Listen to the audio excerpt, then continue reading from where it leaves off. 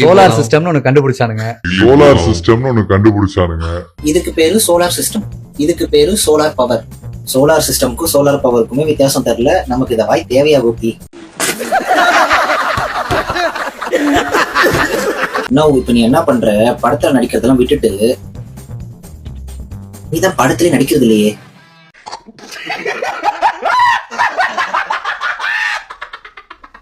வீட்டுல சும்மாதான் இருப்ப, நீ என்ன பண்ணு, நேரா போய் ஒரு புக் எடுத்து ஸ்கூல் காலேஜ கொஞ்சம் படி, பேசிக்ஸ படி, சயின்ஸ படி. நீ நினைக்கிற மாதிரி 2 ஒயர்லாம் வச்சு கரண்ட் எல்லாம் உருவாக்க முடியாது. ஒரு நிமிஷங்க,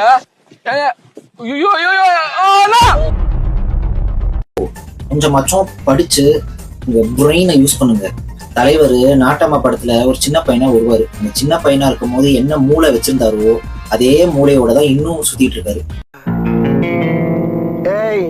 என்னை வச்சு ஒன்னும் காமெடி கிமெடி பண்ணலையே.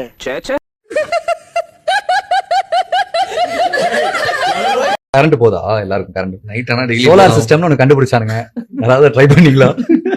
நீங்களாம் மென்டலடா நீங்க. இவன்கிட்டலாம் செவுத்துல பேசுற மாதிரி ஒரு மீம் கரண்ட் இஷ்யூ இல்லாம இருந்துட்டீங்களா? ஜாலியா இஷ்யூ ஆகுதா? சரி பரவாயில்ல, ஒரு 6 மாசம் கேட்காதீங்க.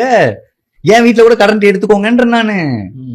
எப்படி எடுத்தாங்க தெரியுமா? வாங்க அண்ணனை கேளுங்க, அண்ணன் எப்படி எடுத்தாங்க சொல்லுங்க. நீ அறிவாய் சாப்பிடா மரியாதையா கூட்டி போயிரு.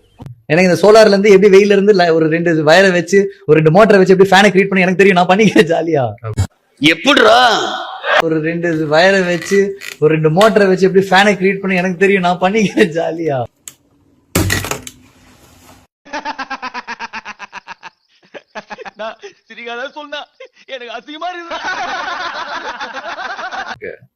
சரி, நான் பேசுறது ஃபன்னியா உங்களுக்கு தெரியும். பட் நான் உங்களுக்கு பிராக்டிகலாவே சொல்றேன். தெரியலங்க என்னங்க. இப்ப அவர் நீங்க கேள்வி கேட்டு மட்டும் உங்களுக்கு என்ன கரண்ட் வந்துடுவாங்க போகுது? எனது வீட்டுல பொம்பளையா கூட இவ்வளவு அழுக மாட்டாளுங்க. ஆனா நீ இந்த ஆளே அழுகிறியடா. இந்த ஆளே அழுகிற நீ. அவர் மைக்கு முன்னாடி வச்சுட்டு ஏன் இப்படி நடந்துச்சு அப்படின்னா கரண்ட் ஆன் ஆயிடுவாங்க வீட்டுல. ஆவாதுல்ல, ஏன் கேக்குறீங்க? அப்புறம் ஏன் ஒருத்தனை சும்மா கேள்வி கேட்கறதே ஒரு மோட்டிவா? ஏன் இன்னும் எவ்வளவு வருஷம் கேள்வி கேட்பீங்க?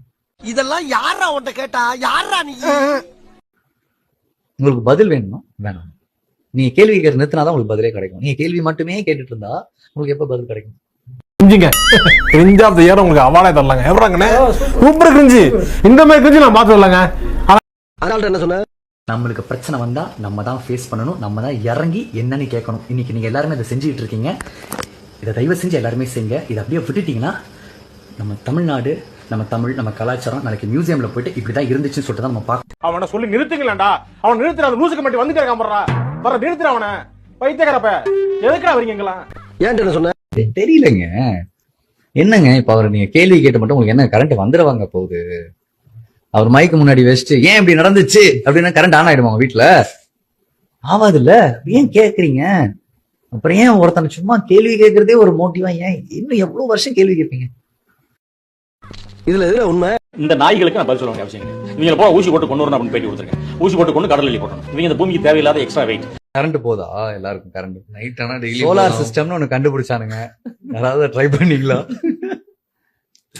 சரி, நீங்க சார் வடகரியாலும் தொடகரியாலும் போலாக்குது. என்ன சரி பரவாயில்ல, ஒரு 6 மாசம் கேட்காதீங்க. என் வீட்டுல கூட கரண்ட் எடுத்துக்கோங்கன்ற நானு. என்னென்ன சொல்றான் பாருங்க. கம்பி கட்டுற கதையெல்லாம் எடுத்து போடுறாங்க. சின்ன சேனலுக்கு எதா இருந்தாலும் அது கொஞ்சம் ஆதரவு கொடுங்க. உங்க பொண்ணான கையை கொண்டு அந்த பெல்லில தட்டிடுங்க. அவங்களுக்கு சப்ஸ்கிரைபர் 5-10 ஏறுனா அவங்க மனசு சந்தோஷப்படும்.